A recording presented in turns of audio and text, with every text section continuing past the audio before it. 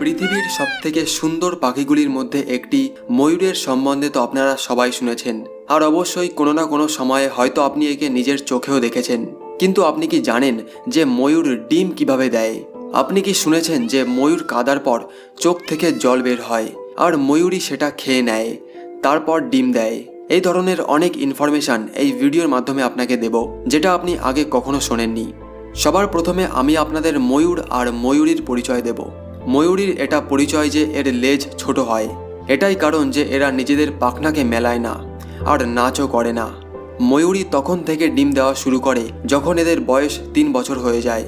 এরা বছরে মাত্র একবারই ডিম দেয়, যার সংখ্যা 6টা থেকে 12টা হয়।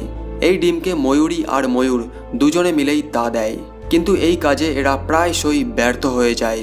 আর ময়ূরীও কোনো দ্বিতীয় পাখির মতনই প্রজনন করে ডিম দেয়।